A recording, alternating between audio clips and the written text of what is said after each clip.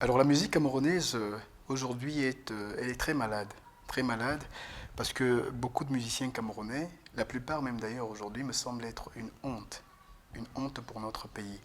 Et je parlerai particulièrement des artistes musiciens qui chantent le bikoutsi. Aujourd'hui ils sont dans une forme de défaut d'inspiration qui fait qu'ils ne chantent que ce qui relève de l'intimité et qu'ils savent très très mal véhiculer d'ailleurs. Ils le véhiculent avec des termes assez mal placés, des termes qui relèvent tout simplement du champ lexical de la pornographie, tout le monde le sait. Et donc la musique bikoutsi aujourd'hui, pour moi, c'est une exhibition à peine voilée de la pornographie. Que ce soit en son ou en vidéo, c'est pareil. Et je pense qu'aujourd'hui, euh, il y a une nouvelle chanson qui vient de sortir. On parle du pape, du curé, en tout cas des hommes d'église, et on fait un rapport avec certaines réalités. Certaines réalités. En gros, personnellement, je n'ai rien à dire par rapport à ça, mais je trouve que le message, il y a une volonté de véhiculer un bon message par cet artiste précisément, mais qui utilise en même temps un vocabulaire qui est de nature à pervertir la moralité de ceux qui écoutent, notamment des enfants. Et je pense qu'il entre là, dans le registre de ceux qui ont chanté le ventre, le bas-ventre, qui ont chanté le piment, le mortier, etc. Donc des artistes que je trouve totalement médiocres, complètement médiocres. Excusez-moi, je prononcerai les noms peut-être, je vais me garder de prononcer les noms, mais presque tous, les artistes de Bikoutsi, il y en a presque aucun aujourd'hui, presque aucun n'excelle dans le domaine. La plupart, ce sont des artistes médiocres qui véhiculent de la pornographie. La pornographie qu'ils offrent cadeau aux enfants comme ça. On n'a plus besoin de mettre moins de 18 ans pour regarder tel programme, parce qu'eux, ils font chanter cela aux enfants, ils font boire cela aux enfants dans leur conscience inexistante et dans leur mémoire candide et innocente. On véhicule des messages complètement condamnables de ma part. Et je trouve que c'est complètement insoutenable ce que font les artistes bikoutsi. Ils devraient tous se réveiller. La musique n'est pas de la pornographie. Bien chanter, n'exige pas de parler des dessous. Non, les dessous, c'est fait pour rester en dessous. Et quand on veut bien chanter, on harmonise d'abord bien ce qui est musical, c'est d'abord du son, que le son plaise aux gens à écouter et que le message qui accompagne le son soit bon. Je crois que c'est aussi simple que ça. Je ne suis pas artiste professionnel, mais je pense que c'est aussi simple que ça. Et il y a des artistes qui s'en sortent d'ailleurs très bien. Je ne vais faire aucune recommandation, mais il y a des artistes que j'écoute qui excellent sans toutefois verser dans cette, excusez-moi, dans cette sauvagerie complètement avilissante et complètement basse pour moi que nous offrent aujourd'hui les artistes de Bikoutsi. Je pense que c'est le style musical qui va le moins au Cameroun aujourd'hui, le plus malade, et qui vend ce qu'il y a de pire pour le Cameroun aujourd'hui.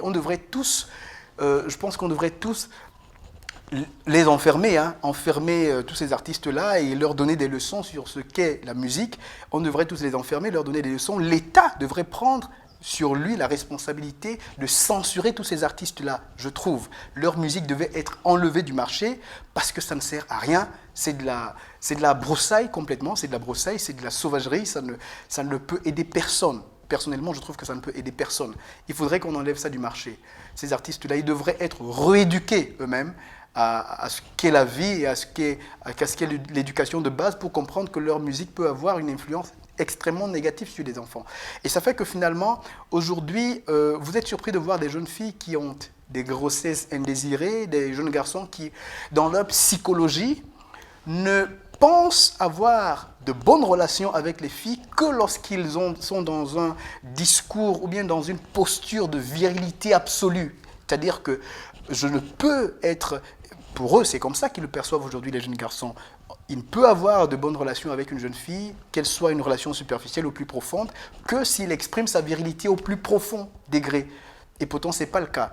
Et ça fait qu'aujourd'hui, la plupart prennent des stupéfiants, des drogues et tout ça. Pourquoi? Parce qu'il y a le culte de la performance qui leur est véhiculé. Ces musiques qu'ils écoutent là sont une passerelle pour eux, c'est un pont qui les conduit tout droit à la consommation de la pornographie. Je le dis, et oui, je le dis.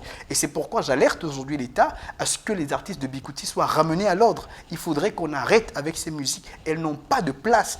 C'en est assez. C'est un ras-le-bol. On ne peut pas tout le temps écouter que des sauvageries comme ça ne sert à rien. Et les artistes professionnels, eux qui chantent de la bonne musique, qu'est-ce qui se passe?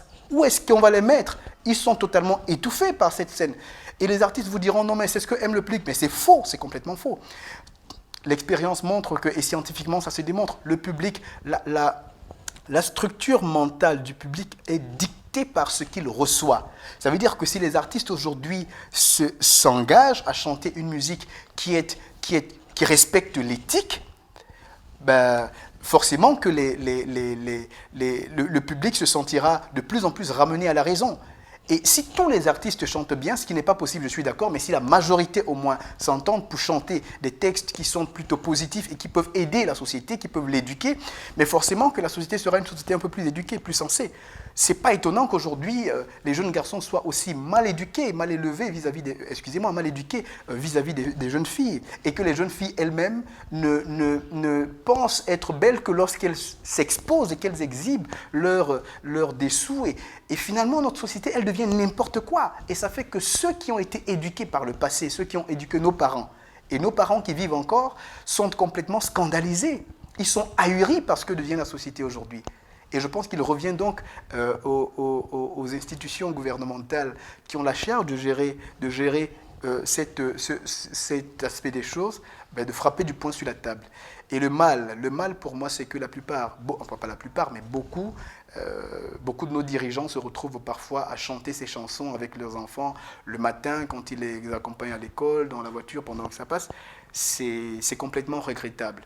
Moi personnellement, j'encourage les responsables administratifs qui ont souvent pris le courage de sanctionner ça, parce que c'est à sanctionner. Et on devrait le dire haut et fort, sans avoir peur d'apparaître anticonformiste ou encore d'apparaître contraire à antimoderniste. Non, je pense qu'il faut arrêter ça aujourd'hui. Il faut arrêter ça. Les musiciens devraient revenir à l'ordre et ça aidera mieux notre société. Voilà.